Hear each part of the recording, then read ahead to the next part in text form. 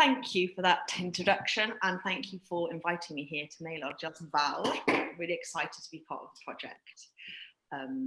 So my name's Wyn Kelly, and I guess I identify as a land artist, stroke installation artist, and I think the reason why I'm interested in the land and identifying with the land is because I grew up so close to the land.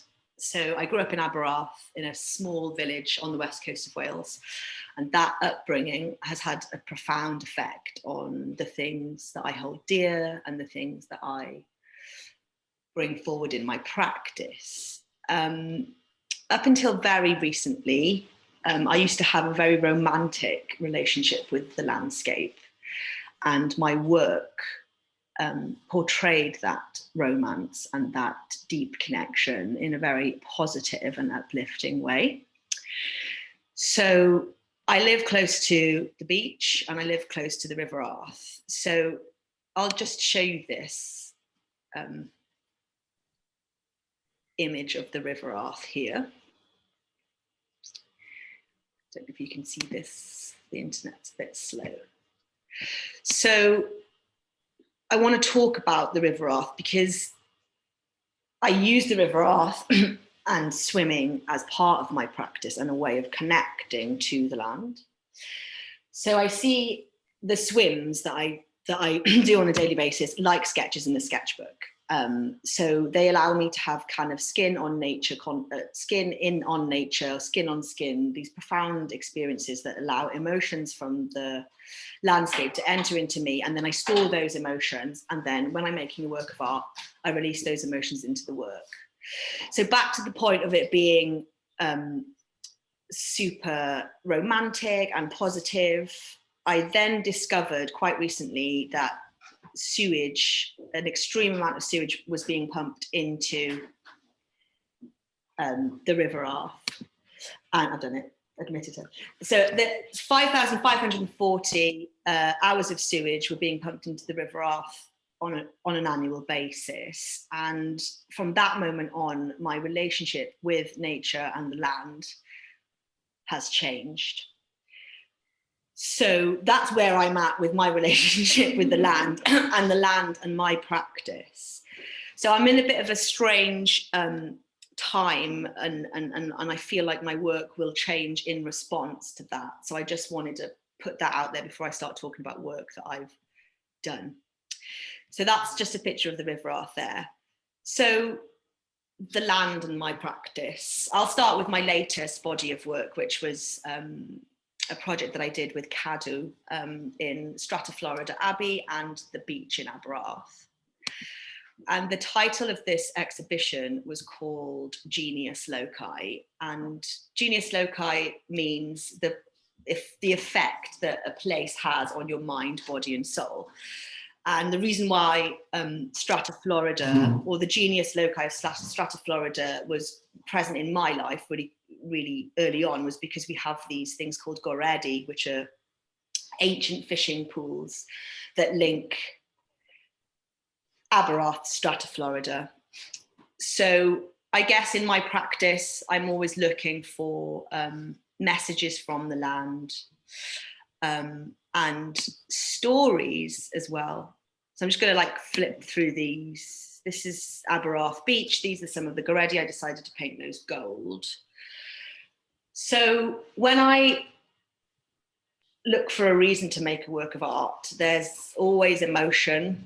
And like I've just said, I will find that in a landscape or in a moment. And there's often stories. And I really am deeply interested, as I guess most Welsh people are, in our history and our ancestry and kind of what I'm looking out at. So Genius Loci was, so these vessels here, I'll just talk through bits. So for example, these are bodies of water that I swam in during the residency in Cadw and kind of bringing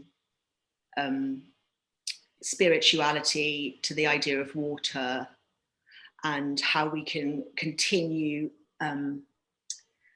holifying, if you like, the waters that we swim in or we attach ourselves to instead of just assuming that this well is holy or this body of water is blessed. I kind of do that myself. And these, I collected 800 pieces of driftwood and put gold leaf over them, and then decided not to treat them in any way and to leave them to be exposed. So all of these installations, sculptures are just telling stories of the abbey itself. So, you know, allowing the gold leaf to be exposed was a kind of metaphor for the demise of the abbey and the demise of the Cistercian monks, and the demise after Henry VIII decided that Welsh culture wasn't important.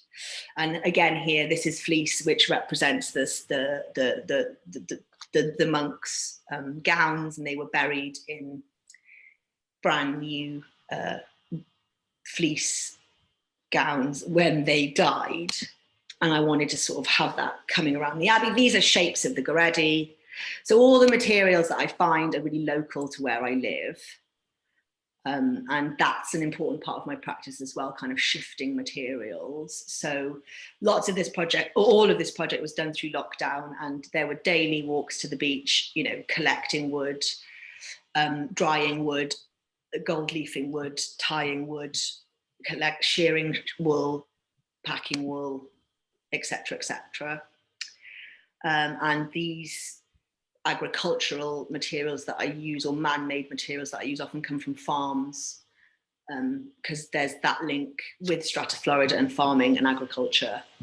So what I kind of learned from this project and the idea of genius loci is that, you know, when we're looking out on a landscape, it's not just the romance of the landscape, it's the people that have passed through those landscapes that, you know, affect the way we feel about them, and that landscape exists without human connection to that landscape. So the stories that we tell, you know, often involve the people and the place.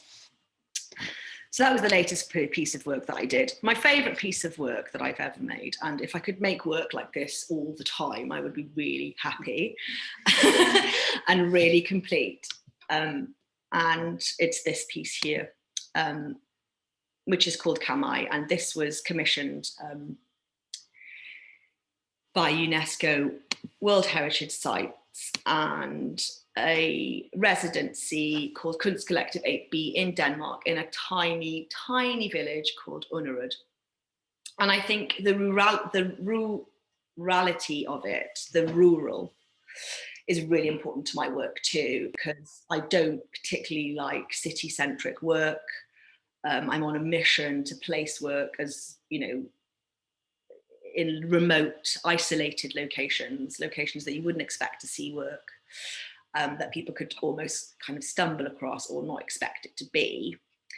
This is a permanent piece of work, which is obviously why I love it, because that sort of, as an artist, is validating, I guess, and it's reassuring that it's kind of, that your work is strong enough to withstand nature. And another reason why I love this work is because there's a man that lives next to this work of art, and he photographs it once a week.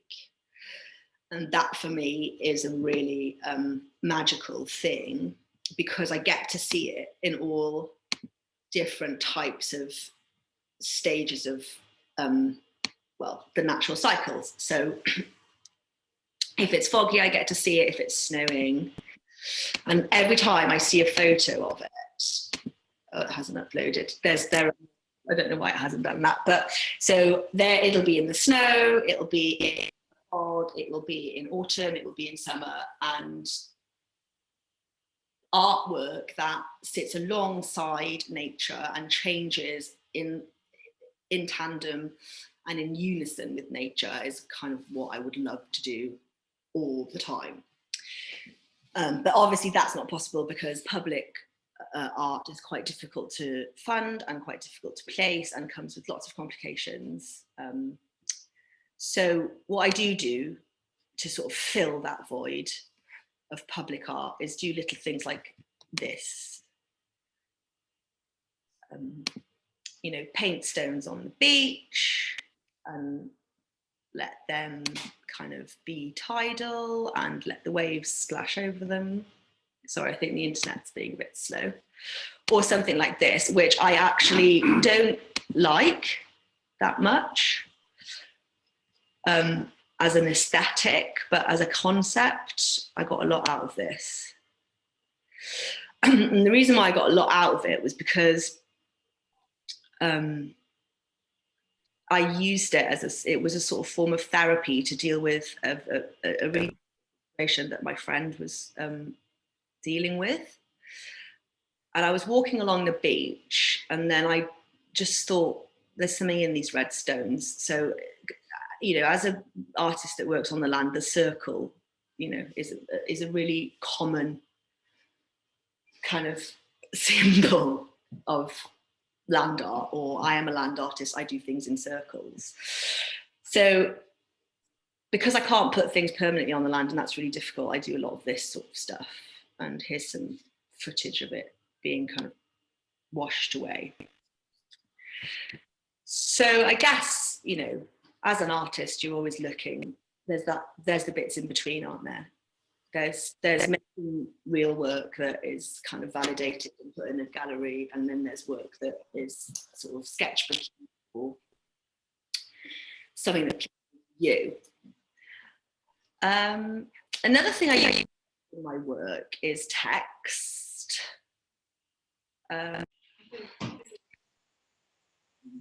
Started again. That's fine. We're still in the same meeting. I think she started another meeting. No, maybe not.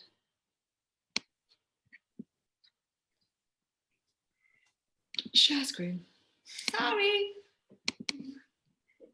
Yeah, everyone's still there. Yeah. Yay! Everyone's still here. I'm just trying to see. Sorry about this. Might be a sec. Ooh. I think we're back in business. No, I just wanted to reduce this so that we're not looking at everyone. Okay. There you go. So I use text quite a lot, and I don't know why. I haven't really worked out why I use it, but it's because I do a bit of singing and a bit of piano to kind of come to terms with emotions and feelings.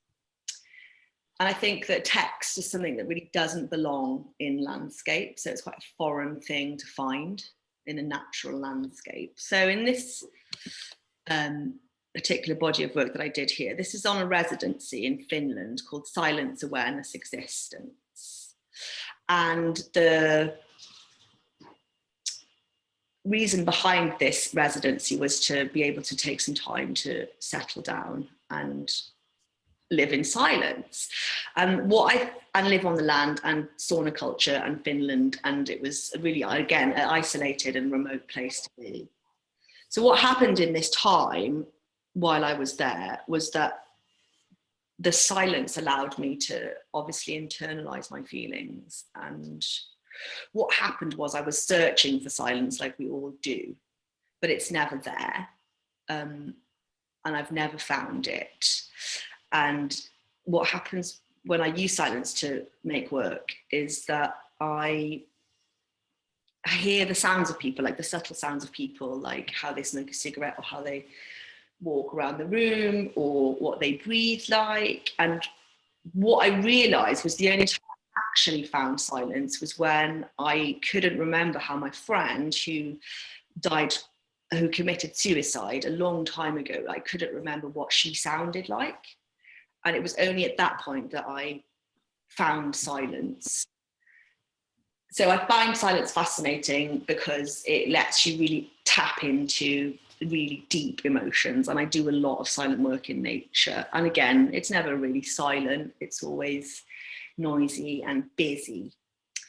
And I guess that sort of brings me back to my latest piece of work,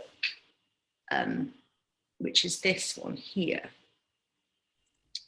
I don't know if you can, whether it will play this because of the internet, but this is a flag, as you can see, and it says the words llonydd on it, and if you don't speak Welsh, the translation of that is stillness or still. So this piece of work, or this installation, is again a permanent piece of work in Eregin in the S4C headquarters, and I worked with a group of women who I invited to sit in silence and then to reflect on that and to decide how they all felt about that situation. And I won't go into details about how emotional those exchanges were, because they were deeply personal and highlighted lots of issues within women and people. And the reason why I thought this work was really successful was that juxtaposition between what nature can bring to a work of art, or what a weather system can bring to a work of art, and the irony of the irony that we will never find stillness, and that the flag is constantly moving and the word is constantly moving. So I'm enjoying this work of art because, it's different for me, because the materials I normally gather are really natural or found, or hold their own story. They're catalysts for, conversations, if you like. So I think, when you find a piece of driftwood on the beach, it's kind of meta, and you can't really begin to understand its life, because it, started as a seed, then it was a tree, and now it's on the beach, and now it's a piece of work. So this is the first time I've really sort of used brand new materials, even though they were all kind of eco-friendly materials. So yeah, words, landscape, and how they don't really fit in. I enjoy that. And then, so that's kind of a bit about some of my work. And then touching back on what I said at the beginning about how I'm feeling now and how filled with a kind of eco-anxiety I am about the world. And I'm kind of here mostly to start that conversation with myself and others. And again, like Veronica, I'm interested in how other artists who have used the landscape to inspire their work feel about the reality and the knowledge that we now have about, climate change, sewage pollution, etc., etc., and the kind of washing of things like COP26 and the recent thing that's happened to the world and how that has now prioritized life.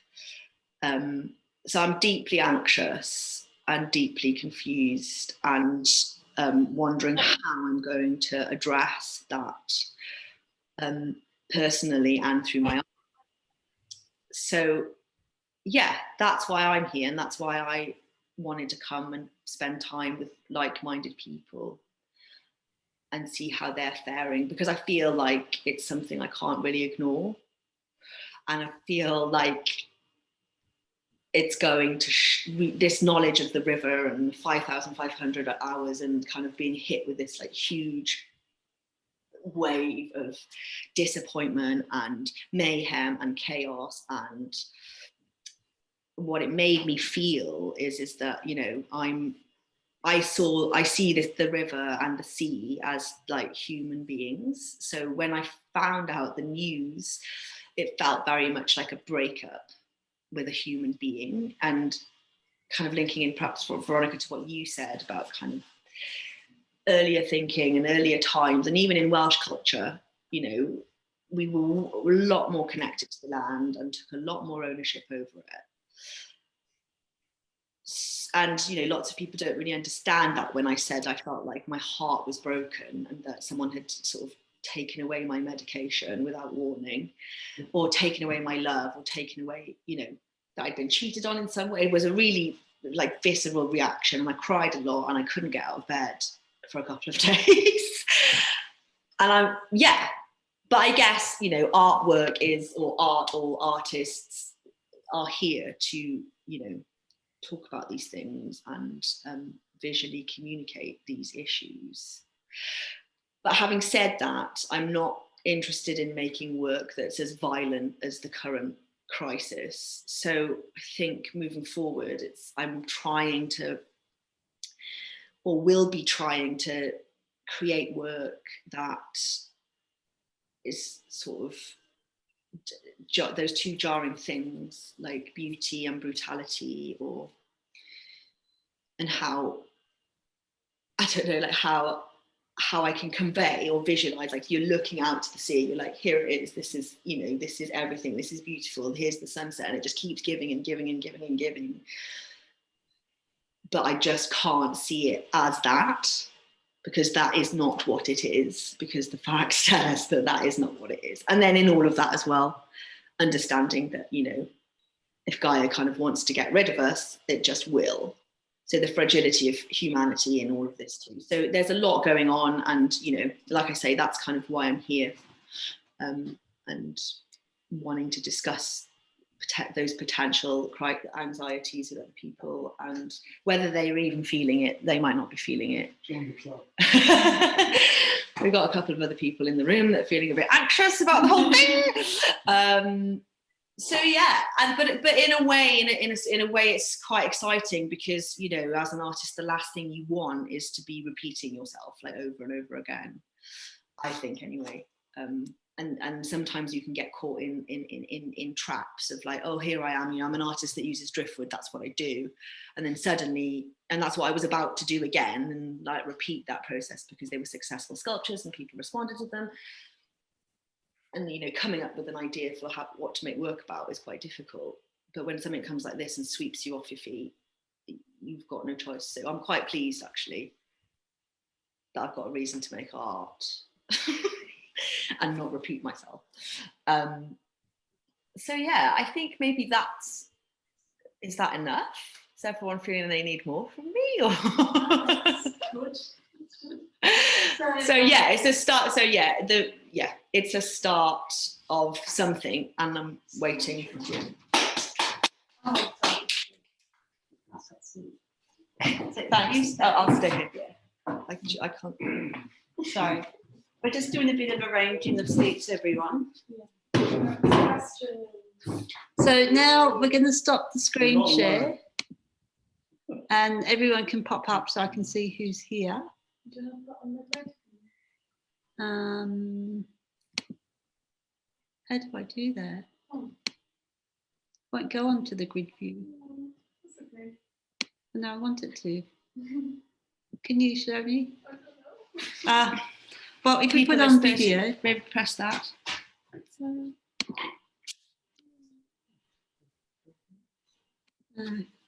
So we're just trying to get it onto grid view so we can see everyone. There we go. Oh, hello. There we go. Yay. Now we can see everyone who's here with us. Okay, so thank you very much, Rebecca. That was really great. It's really good to be able to see the artist's work. Part of doing this talk is so that we can kind of see people's work, see what they're thinking, and also to find out why they're here, which I think Rebecca covered really nicely. So now is there any questions? So you can put your mic on, join in, and ask lots of questions if you like.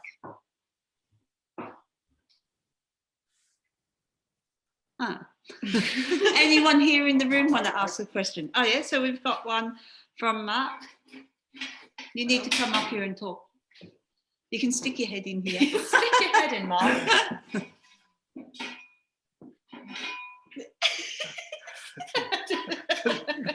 Gonna say, swing round. I don't think I share your angst as a scientist, and I think it is extraordinary that in terms of your haptic interaction with an environment, that you begin to understand that there's a problem. And we've known there's been a problem for 60 years. And I find it wonderfully ironic, but rather sad, that it's only in the last, forget COP and whatever, that it's been a slow burn. It's like I'm proposing. I will. Sorry, I'm trying to get you close. You need to get your head close. I take the piece out. I'm trying to be serious, which I spent 50 years trying to persuade people that what you were saying is significant. Every convert that we have to that cause, and I'm not religious in any shape or form, is fundamentally important. But the serious observation, I'm not sit there, it's fine. but the serious point I'm going to make. Maybe you should be sitting here, Mark. Come and sit here. But No, you go on. okay, but the serious No, point. come and sit. No. Yeah, you sit there, Mark. Because the audience will want to see you. Okay. But the serious point I want to make is that we all now, I had climate angst 40 years ago, okay? Because that's what stuff I did.